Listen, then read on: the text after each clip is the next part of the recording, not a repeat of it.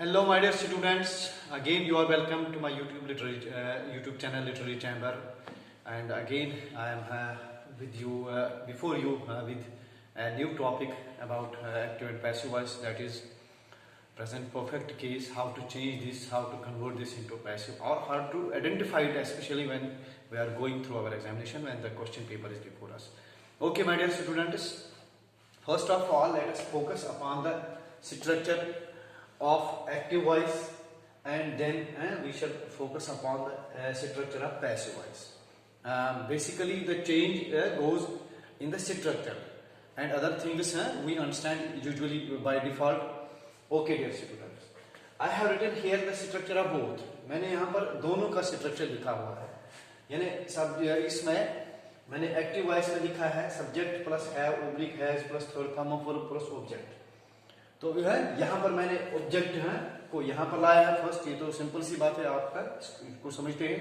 और उसके बाद हैव हैज सेम है, बट है एडिशनल बीन एडिड हियर, यहाँ पर एडिशनल बीन मैंने लाया है। और उसके बाद third form of verb plus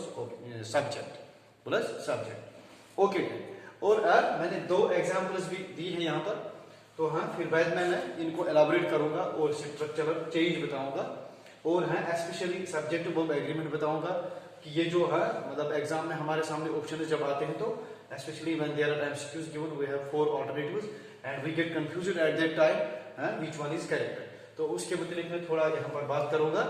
okay my dear students, you be attentive and continue है वॉच। यहाँ पर है मैंने एक एग्जांपल दी है, I have written a letter. I have written a letter. और मैंने इसको जब चेंज किया तो सिंपल सी बात है, a letter को मैंने यहाँ पर लाया, पहले ये नाउन फ्रेज है, यहाँ पर ये सब्जेक्ट बनेगा। तो उसके बाद यहाँ पर have था, लेकिन यहाँ पर has आया। Why? Because I के साथ have एग्री करता है verb, लेकिन है a letter third person singular है, इसके साथ has करेगा, सिंपल सी बात है। तो बीन उसके बाद अपना फार्मूला का एडिशनल एलिमेंट है, और उसके बाद third form of verb written by me. So this statement I have written a letter got changed into the version a letter has been written by me. तो अब है इसको ऐड करने के बाद थोड़ा मैं मतलब 2-4 एमसीक्यूज आपके साथ शेयर करूंगा, 4-5 मतलब जितना भी टाइम मेरे पास हो, तो हाँ ज्यादा समझने के लिए कि how to choose a correct one during the examination. Okay, next sentence जो मैंने लिखा है वो है कि she has posted a letter, she has posted a letter. तो यहाँ पर सब्जेक्ट शी हैज है auxiliary verb and posted is main verb third form, क्योंकि ये दोनों आपस में एग्री करते हैं, ये दोनों आपस में जिस तरह एग्री करते थे। तो है अब इसको मैंने यहाँ पर लाया है, ए लेटर हियर अगेन है नाउन फ्रेज ये है, और यहाँ पर हैज बीन है, यहाँ पर भी हैज बीन, यहाँ पर भी हैज बीन। तो फर्क क्या है फिर? एक्चुअली यहां पर भी थर्ड पर्सन सिंगुलर, यहां पर भी थर्ड पर्सन सिंगुलर। ओके, तो यहां पर फिर है थर्ड फॉर्म ऑफ वर्ब थी रिटन, लेकिन यहां पर पोस्टेड अगेन आएगा and by her, because the subject was she here. Okay my dear students, तो this was just an illustration to understand the structural change, to understand the structural change. Now if there are some such cases where we can't understand, where we can't identify the structure of active what we say voice, what about those? Let me write such type of sentences here. Okay, welcome back. मैं बात कर रहा था कि जहां पर हमें ऐसा स्ट्रक्चर क्लियर नहीं दिखता हो तो उन सेंटेंसेस को हम कैसे डील करेंगे। Suppose my dear students, we have interrogative case or negative case, whatever it is. Let me write here an example about interrogative case.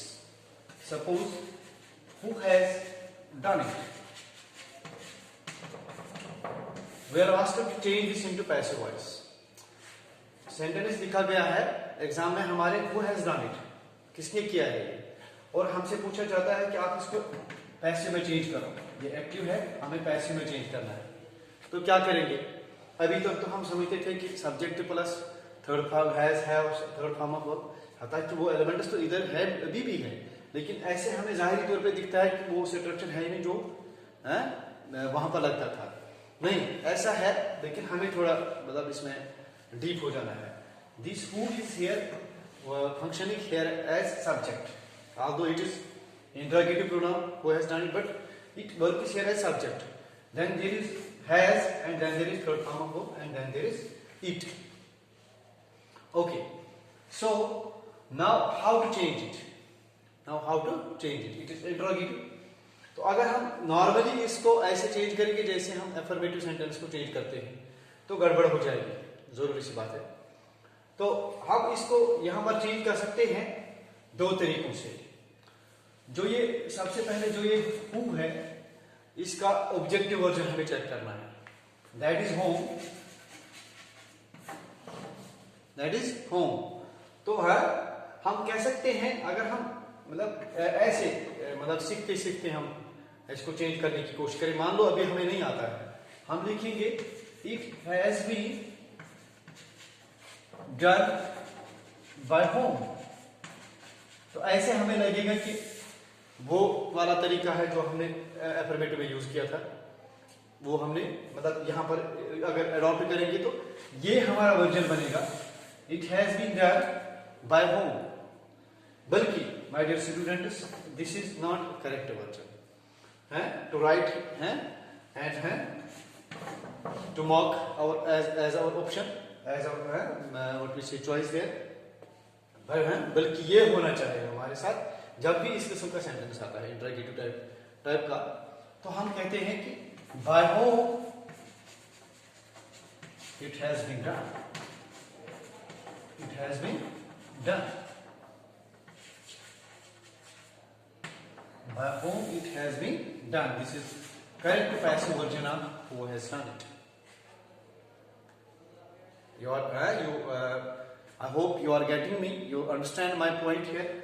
जब ऐसे किस्म के सेंटेंस हमारे पास आ जाते हैं मतलब हम अभी है इंट्रांजिट की बात करते हैं। मैंने अभी पहले भी बोला था मतलब एक लेक्चर में कि असल में जो पैसिव वॉइस का बैकग्राउंड है, तो हाँ वी सी देयर कि सिर्फ ट्रांजिटिव केसेस को पैसिव वॉइस किया जा सकता है, इंट्रांजिटिव को नहीं। But sometimes we are given such type of situations, we are given such type of, or we are asked to change such sentences which are already given in passive voice, and we are asked to identify their active version. Okay, so let us take one example from this, that is a bird flies. This is intransitive case. A dog barks, a child weeps. How can we change such type of sentence if we are asked? How can we change this into passive voice? ये हमारे पास एक मसला है यहाँ पर, तो जिसको हम देखेंगे। ओके डियर, तो जहां तक इसका ताल्लुक है, इसके पास इसमें तो ऑब्जेक्ट का इन्वॉल्वमेंट है ही नहीं, ये तो हम सबको पता है। A bird is subject and flies is verb. This is only subject plus verb superlative because there is no object. Intransitive case है, तो सीधी सी बात है कि ऑब्जेक्ट तो होगा नहीं। तो अब इसको हमें कैसे पैसिवाइज करना है?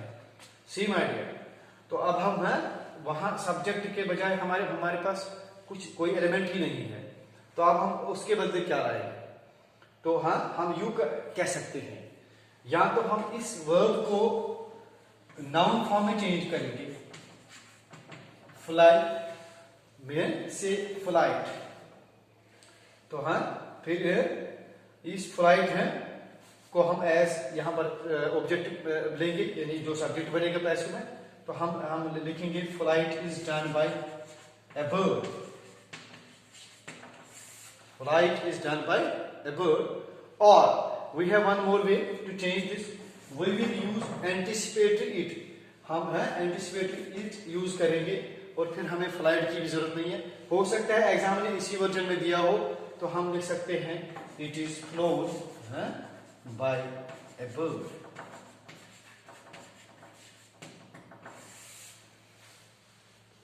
Okay, तो my dear, I was talking about actually present perfect. तो बीच में ये बात आ गई कि जब हमारे पास इंट्रोगेटिव केस आ जाते हैं, जब हमारे पास ऐसे इंट्रोगेटिव केस आ जाते हैं तो हम थोड़ा परेशान हो जाते हैं। तो इसीलिए अब हमें शॉर्ट में ये याद रखना है कि जब भी हमारे पास इंट्रोगेटिव केस आ जाता है, तो उस वक्त हमें इस कंफ्यूजन में नहीं रहना चाहिए कि हम पहले मतलब लास्ट वाले एलिमेंट को लाएंगे, नहीं, बल्कि हमें इंट्रोगेटिव प्रोनाउन को से ही स्टार्ट करना पड़ेगा। और उसे अगर जो वो ऑब्जेक्टिव प्रोनाउन है तो हमें है और उसके साथ में उससे पहले हमें एजेंट बाय यूज करना पड़ेगा और उसके बाद बाकी स्ट्रक्चर लाना पड़ेगा। Okay dear students, now let me go to present perfect continuous. जैसे कि आपको पता है यहाँ पर मैंने जब बताया कि पहले कि हम प्रेजेंट परफेक्ट को प्रेजेंट परफेक्ट कंटिन्यूअस में चेंज करते हैं। यहाँ पर सिंपल सी बात है, I have written a letter has been written by me. तो अब हैज बीन का स्ट्रक्चर यहाँ पर आ गया। तो है ताकि अगर हम टेक्निकली देखेंगे तो ये has been plus third form of verb, it is again what we say present perfect है। लेकिन तो यहाँ तो है ये पैसिव वर्जन है, लेकिन अब जो प्रेजेंट परफेक्ट कंटिन्यूअस है, सपोज हम लिखेंगे I have been writing a letter, तो हम उसको कैसे चेंज करेंगे? तो उसके लिए हमारे पास कोई ऑप्शन नहीं है, that remains unchanged. Okay dear students, now what about past simple? Past simple के मतलब तो आपने है सुना होगा। पास्ट सिंपल में हम जब subject plus second form of verb plus object इस्तेमाल करते हैं तो उसको हम चेंज करते हैं object plus was were plus third form of verb plus subject. यानी है मैं एग्जांपल दूंगा, Ram killed a snake was killed by Ram. I saw a bird was seen by me. He what we say played cricket. Cricket was played by him. Such and such are examples of passive voice in past simple. Now there is continuous past. Past continuous. Subject plus was were plus ing form of verb plus object. For example, he is playing cricket. He is watching a movie, etc. etc. तो जब हम इनको ऐसे cases को ये करते हैं, convert करते हैं पैसिव वॉइस में, तो हम क्या करते हैं? सपोज अगर हमारे पास एग्जांपल है I writing a letter is being written by me, जैसे कि मैंने जिक्र किया भी है इसका कि हम उस वक्त स्ट्रक्चर इस्तेमाल करते हैं। हम पहले ऑब्जेक्ट को लाते हैं पहले, उसके बाद हम करते हैं इज एम आर का इस्तेमाल और फिर कंटिन्यूअस बीइंग करते हैं और थर्ड फॉर्म वो आईएनजी फॉर्म यहाँ पर कन्वर्ट हो जाती है थर्ड फॉर्म में। तो उसके बाद हम लिखते हैं letter is being written by me. जैसे कि दूसरी एग्जांपल मैंने दी कि he is watching a movie is being watched by him. Okay, such and such are examples of passive voice in continuous tense. Okay dear students, now let us go to past perfect. Past perfect है the structure is there subject plus had plus third form of verb plus object and this is structure of active voice in past perfect. Okay, how it changes in passive voice? तो हम वहां पर क्या करते हैं, पहले object को लाते हैं, फिर उसके बाद सीधे जैसे प्रेजेंट परफेक्ट में हुआ था तो वैसे पास्ट परफेक्ट में भी होता है। वहां पर हम हैड बीन का इस्तेमाल करते हैं plus third form of verb इस्तेमाल करते हैं। यानी हम एग्जांपल में समझेंगे I had written a letter had been written by me, Ram had done this had been done by Ram, or who had done it, by whom it had been done. Such and such are examples of what we say passive voice in present perfect. This past perfect, sorry. तो उसके बाद past perfect continuous, उसके बाद जैसे कि present perfect continuous में मैंने बोला कि उसका कोई पैसिव वॉइस वर्जन नहीं है, इसी तरह उसका भी नहीं बनेगा, they remain unchanging. Okay, now there is simple future, वो हमारे पास अब मसला है। Okay my dear students, you be here attentive and let me discuss now something about simple future and future continuous। तो जैसे यूजुअली अगर हम देखेंगे तो यहाँ तो प्रेजेंट से मतलब सिचुएशन से पूछा जाता है, पास्ट से पूछा जाता है, रियरली फ्यूचर से पूछा जाता है, but even then we should know it. So you be attentive and I shall deliver something about future indefinite and future continuous. Okay dear students, welcome back. I was talking about simple future. See my dear, जब हम simple future की बात करते हैं तो हमें पता है इसके मतलब थोड़ा सा कि हम इसमें subject plus shall oblique will plus third form first form of verb plus object use करते हैं। Okay, so when we change this into passive voice, this is active structure, when we change this into passive voice, We write first object here, then this shall or will oblique will plus be. Then this first form of verb changes into third form of verb plus then the subject in objective object. For example, I say I shall eat an apple. I shall eat an apple. So when I change this into passive, I write it as an apple will be eaten by me. Will be eaten by me.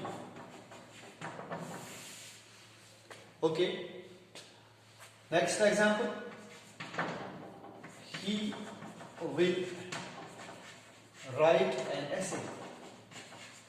He will write an essay. An essay